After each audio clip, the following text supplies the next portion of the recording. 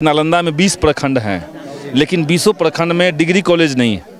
कुछ ही प्रखंड ऐसे जहाँ डिग्री कॉलेज है, बाकी जो छात्र हैं वो कहाँ पे शिक्षा हासिल करेंगे। नालंदा में आप अंतर्राष्ट्रीय विश्वविद्यालय खोल रहे हैं, लेकिन फीस रख रहे हैं 6 महीने का 2 लाख रुपए। अभी जो कास्ट सर्वे का रिपोर्ट आया है, आर्थिक सामाजिक गणना का रिपोर्ट आया है, वो दिखा रहा है कि बिहार गरीब नहीं बल्कि महागरीब। तमाम बिहार वासियों का अपमान है कि बाहर से एक प्रधानमंत्री आते हैं और हमारे मुख्यमंत्री को हाईजैक करके अपना चुनावी झंडा थमा देते हैं। नमस्कार, मैं ऋषि हूं और आप देख रहे हैं सबसे तेज खबर। अभी हम नालंदा जिले में हैं और मेरे साथ हैं संदीप सौरभ जी। बिहार में सभी की सरकारें रही है, फिर भी बिहार निचले पायदान पे क्यों है? चाहे शिक्षा हो, स्वास्थ्य हो या रोजगार हो, निचले पायदान पे क्यों है? नहीं, देखिए 17 साल से तो नीतीश जी की सरकार है, सभी की सरकार रही है, एक ज़माने की बात है। लेकिन बिहार में 17 साल से, उसमें बीच में 6 महीना साल भर और छोड़ दीजिए, तो कम्प्लीटली भाजपा जदयू की सरकार रही है। और अभी जो कास्ट सर्वे का रिपोर्ट आया है, आर्थिक सामाजिक गणना का रिपोर्ट आया है, वो दिखा रहा है कि बिहार गरीब नहीं बल्कि महागरीब है।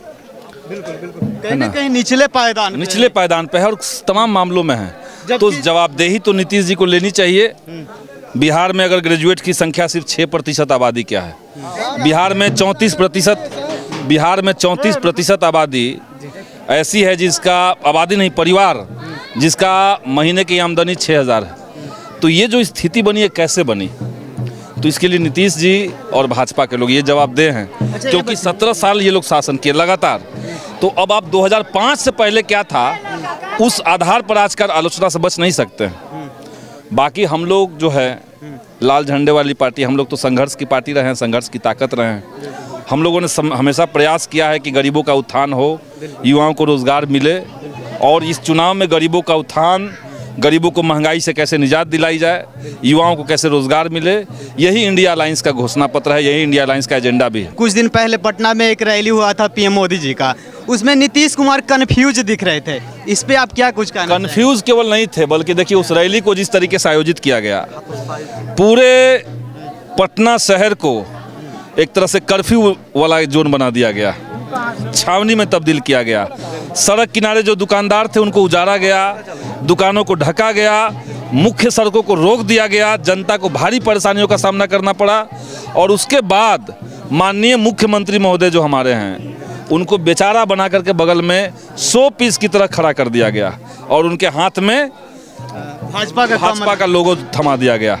ये सरासर न केवल हमारे मुख्यमंत्री जी के साथ गलत हुआ, बल्कि ये तमाम बिहार वासियों का अपमान है कि बाहर से एक प्रधानमंत्री आते हैं और हमारे मुख्यमंत्री को हाईजैक करके अपना चुनावी झंडा थमा देते हैं। वहाँ मुख्यमंत्री जी थे, चलिए एनडीए में आप हैं तो आप अपना सिंबल लेके खड़ा रह सकते थे, आप भी मुख्यमंत्री हैं। तो ये भाजपा का यही करतूत है, भाजपा की यही सच्चाई है, और इसीलिए जनता इस बार नीतीश जी से तो नाराज़ है ही, भाजपा को भी बिहार से हम लोग उखाड़ के फेंक देंगे, ये आप तय मानिए। और चौथे चरण की चुनाव तक ये समझ में सबको आ रहा है। जानना चाहेंगे कि नालंदा का जनता अगर आप पे भरोसा करती है, आप सांसद बन जाते हैं, तो नालंदा वासियों के लिए आप क्या क्या कर पाएंगे? देखिए, नालंदा ज्ञान की भूमि है, और सबसे पहले यहाँ ज्ञान का जो पुरानी लीगेसी रही है, जो पुरानी विरासत रही है, उसको कैसे हासिल किया जाए, कैसे उसको मजबूत किया जाए, ये हमारा एक प्राथमिकता रहेगा। जैसे आप देखिए कि नालंदा में 20 प्रखंड हैं, लेकिन 20 प्रखंड में डिग्री कॉलेज नहीं है। कुछ ही प्रखंड ऐसे जहाँ डिग्री कॉलेज है, बाकी जो छात्र हैं वो कहाँ पे शिक्षा हासिल करेंगे।